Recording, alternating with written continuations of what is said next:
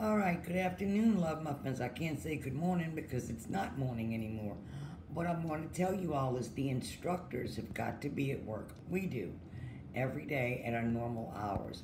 But what I'm doing with you all, with our students, is we're setting up dates and times for you all to meet us there so you can do checkoffs.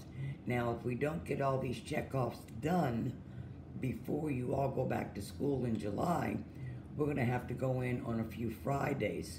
So I don't want that to happen.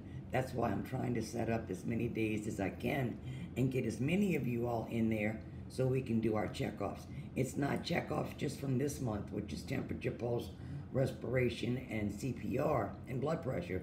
It's from last month if you were in the class and the month before that. Okay? So we need to get all these checkoffs done. And I appreciate y'all responding to me so quickly this morning. So I will meet everybody at school tomorrow morning at 9 o'clock for checkoffs. Please wear a mask, okay? And social distancing is still going to be adhered to. So we're going to be 6 feet apart, but we'll work it out, okay? Now, since tomorrow we're going to be at school, and normally that's our review day, and we actually finished the notes yesterday, I would like to do the review with you all today. And I can promise you, both of them are really, oh, I hit something in my eye, I'm sorry, are really, really, really good reviews, okay? Looks funny seeing the kids behind me. That was 15 years ago, and that was 2 years ago. They were little bitty farts. Oh, I'm sorry. Anyway, all right, you ready? Now, your pre-med test is 50 questions, including the diagram, which has a word bank. So if you misspell it, I'm going to come to your house and kick you behind, all right? Well, I can see you at school tomorrow and kick you behind. Well, really, I can't kick you behind. I can't get my foot up that high. But anyway, all right, get your notes out, or you've already got all of this stuff highlighted, I can promise you. But maybe you want to get your notes out and put a little check mark next to whatever you have highlighted to make sure you know, study it. Oh, don't forget too, next Monday, your virtual library and your flip cards are due. I'm glad I remembered that. See? It pays to be old.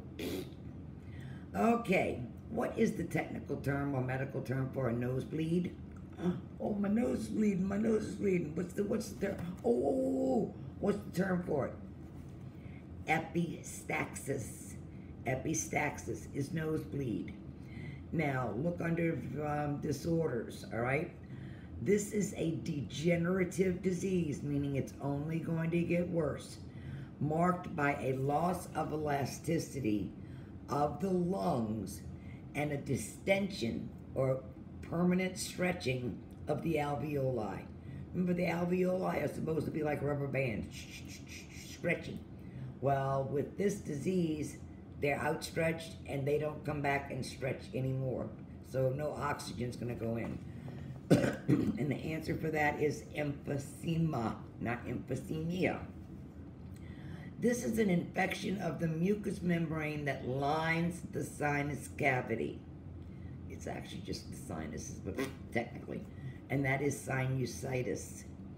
Now, this is a condition where the lungs fail to expand normally. Your lungs normally, you breathe in, breathe out, breathe in, breathe out. Well, in this condition, your lungs fail to expand, and that is atelectasis. My lips are dry. Okay, oh, this is a bacterial infection of your tonsils. Ooh, tonsillitis. And I'm going to tell you something. It's worse if, I don't want to scare anybody, but it's worse if you have to have them removed as an adult, because our oldest daughter did. She was like in her late 20s, and she had to have them removed. And of course, she does it around Thanksgiving time, of course, the genius nurse that she is. And when they come over for Thanksgiving dinner, the doctor had her on liquid Demerol. I mean, jargons about it, like, you know, buy these large economy size. And all the child could eat was Jell-O and popsicles. And as a kid, you see kids, they have this done. They're in, you know, 1 day surgery. They're in surgery at 9 o'clock, and 11 o'clock they're running up and down the halls. So tonsils is nothing nice to play with as an adult. All right, this is a procedure to obtain fluid from the pleural cavity. And what it is it's a puncture, a surgical puncture to remove fluid from the pleural cavity. And that is thoracentesis. Thoracentesis. This is just breathing in. Or if I said to you, oh, I have divine inspiration. So breathing in is inspiration. All right. Oh, this is an inflammation of the pleura. Remember, the pleura, gotta find it, hold on. Still looking. Oh, here we go. The pleura is this right here. The lining around the lung. You have two parts to it. You have the internal and external, parietal and visceral pleura. And that has like 5 cc's of fluid in both of them. Let that become inflamed or infected. You're not going to breathe. You're just going to go little sips. Okay, the apex is what part of the lung? Now, we're not talking lobes here, okay? We're talking part. The apex, this is your lung. This is your lung. Here's the apex, way up here. So what part of it? The uppermost part. The visceral pleura lines the, what organs do they line? It lines the lungs. The trachea, now remember you got the mouth, the pharynx, which is your throat, which is airway, a passageway for air and food. Mouth, throat, then you got the pharynx is going to form into the trachea and or the esophagus, one's for food, one's for air. The trachea is going to divide into right and left, way down, not up here, but way down here. It's going to divide into right and left bronchus or bronchi, that's plural, okay? Inspiration and expiration normally occur about how many times per minute? How many? Okay, 16 to 24 times. Would you say in breathing, inspiration and expiration? Okay, now listen to this one. This is when we first started out with the notes. This is the exchange of oxygen, or O2, and carbon dioxide, which is CO2, between the body and the outside environment. That's it. That part right there. So it's the body and the external environment is known, or outside environment is external respiration. You got to breathe it in first. Now, this is the exchange of gases occurring within the cells and organs of the body. That's internal. So you breathe it in. It goes to your lungs. It picks up oxygen from your blood.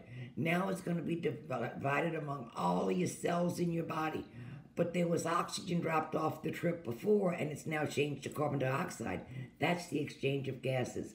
So the new oxygen goes in, old carbon dioxide or old oxygen comes out, all right? Okay, any questions? I can't hear you anyway, I'm sorry. What does DPT stand for? DPT. It stands for diphtheria, pertussis, and tetanus. And you're supposed to keep up with the tetanus vaccines like every 10 years. And if you haven't had one lately, it's maybe you want to check and see. Because if you get, cut with a rusty anything, or you step on a nail or something, God forbid, you're going to have a tetanus shot. And I'm going to tell you right now, if you never had one as an adult, so you may not remember, they give it to you in the arm. But if you're smart and if you're married, get it done in the arm that you have to eat, whatever hand you use the most. I'm right-handed, so I always get them to give it in my right arm because you're not going to be able to move that arm the next day. It's so stiff and sore. So I can't cook, honey. I can't do the dishes. He falls for it. I know. Isn't that cute? All right, what does the abbreviation LLL mean? LLL. It means left lower lobe. Direction is always first. Left lower lobe. Okay? What organ are we talking about? Yeah, your lungs. And what is OSA? OSA is obstructive sleep apnea. People will actually stop breathing several hundred times a night just for a little nanosecond, all right? Then when they wake up in the morning, they wonder why they're so tired because they will actually wake up in their sleep, but they're not awake long enough to realize it. And they'll stop breathing. That's why they wake up like, snoring and making the noises, all right? They don't have to necessarily snore, but sleep apnea is something really not to fool around with. And they have that CPAP machine. It's constant pressure, a continuous pressure airway.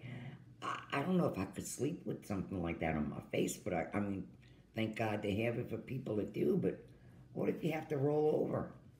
Ooh, what if you want to kiss your partner goodnight? Sorry, honey, you can't do it tonight. Anyway, and what does C and S stand for? That stands for culture and sensitivity. Culture and sensitivity. These are tests that can be done to determine if something is bacterial or viral and how many white blood cells you have and all kinds of stuff. All right, I need you to complete the meaning of the combining form. What does ortho mean? And none of y'all better miss this one because you're going to be dental assistants and you may work for somebody that straightens your teeth, which is an orthodontist. So ortho means straight. Phreno, Phren/O means diaphragm. Remember wait, hold on, I'll show you. Ooh, don't look too close to the camera.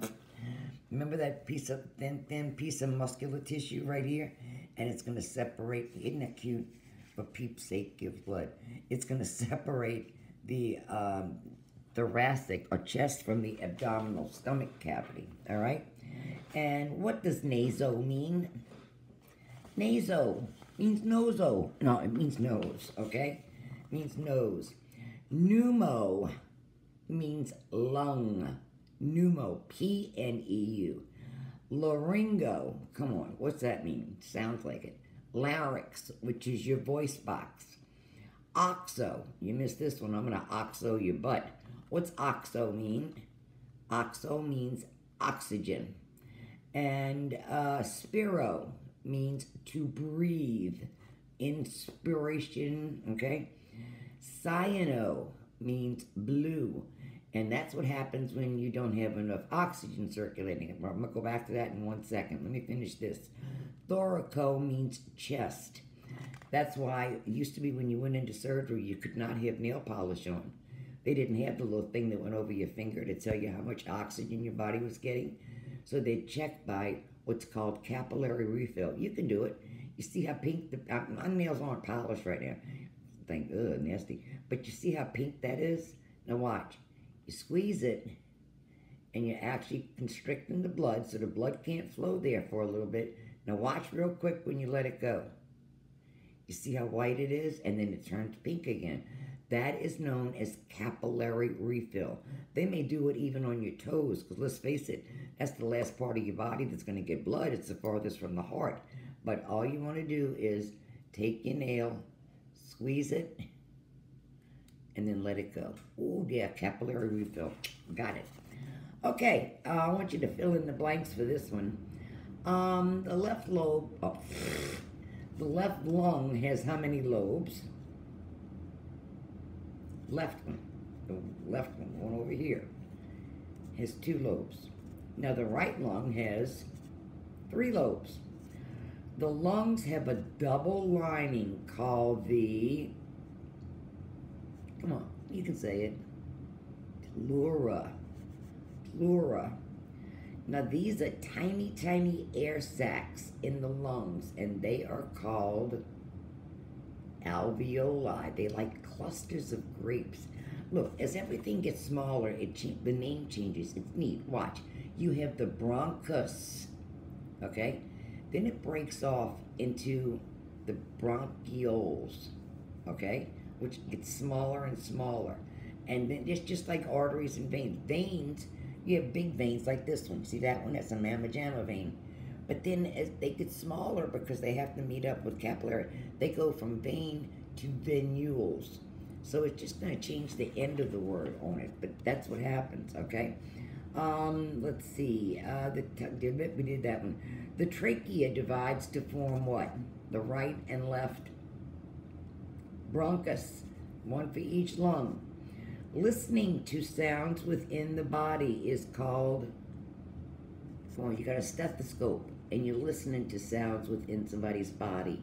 It's called auscultation. AUSCULTATION. What's neat, and those of you that don't have your blood pressure stuff, I'm going to give it to you tomorrow. It's yours to keep. But you put the stethoscope in your ear and you listen to somebody's stomach, and you'll hear, they call bowel sounds, but it's not really bowels, but it's the gurgling in the stomach and the stomach growling that you can't even hear, really. You can't even feel it, but it's so neat. I mean, you can listen to the heart, you can hear all kinds of stuff. All right, what tube carries food to the stomach? Yep, your esophagus. Remember, the esophagus divides into the esophagus and the trachea. This happens from your throat. And what's the medical term for your throat? Larynx. Remember, larynx is voice box. Larynx is throat.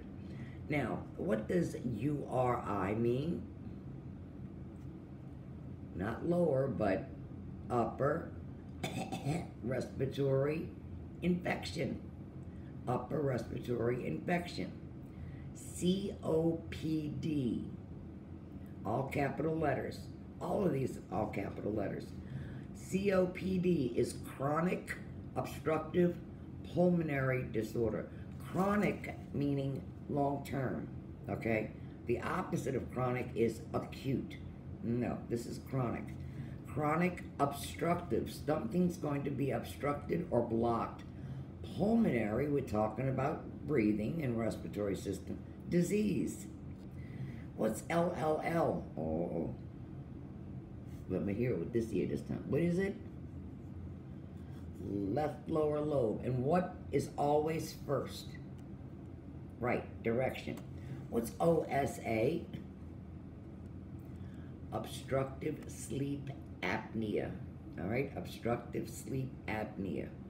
And DPT is diphtheria, pertussis, and tetanus. All right. CPR. Oh Lord, we're going to be doing that in intro. What CPR stand for? Cardio, which is heart, isn't that cute? Pulmonary, which is breathing. Resuscitation, bringing somebody back. You're going to resuscitate or revive them. Cardio, pulmonary resuscitation. C and S, not N, but C and the word and, A-N-D, and S stands for culture and sensitivity. And then don't even get smart with me on this one. S-O-B. See how I mean? Look, you see what I talked about last week? Therapeutic communications. I could say, what's S-O-B? Or I could say, what's S-O-B? Big difference. It's shortness of breath, all right? And these are things you want to notice when you're taking care of your patient. When you're taking the respiration, you're not just taking it for the quantity or the number of breaths per minute. You're taking it for the quality. Is the patient, do they seem to be having difficulty breathing? Do they appear to have shortness of breath? Do they have to sit up to breathe? They can't breathe when they lie down. These are all things, and yes, dental assistants do that because dentists didn't used to do any of this, but they were getting sued because patients were flatlining in a dental chair, not knowing that the patient maybe had a hypertensive history where they had high blood pressure or they had one of these pulmonary diseases, all right? And it's up to you to play detective to find these things out. All right, that's it, except for your diagram on pre-med, all right? Don't forget, tomorrow we meet at school at 9 o'clock. If you have any blood pressure equipment, bring it with you. You don't need to bring any books. Those of you that are my new lovelies from last month and this month, if you don't have books, I will give you the books tomorrow when we get there. If you don't have the blood pressure equipment, I'm going to give you that, but you got to show up for me to do it, okay? Be prepared to practice, practice, practice, and check off. Bring your intro syllabus if you can. It's got the check off sheets at the back of it. So practice, practice, practice, because I want to check off and get all of this stuff done. I hate something hanging over my head. Like, you got to get it done. All right. Next Monday, your test is going to be Thursday, just like normal. And as usual, don't write your answers in the subject line. Sorry about that. And next Monday, your flip cards. All you have to do is divide them into syllables. Flip cards are due, as well as your virtual library. Whatever word you picked, Google that word, find it in a very short paragraph, as long as it has the word in it.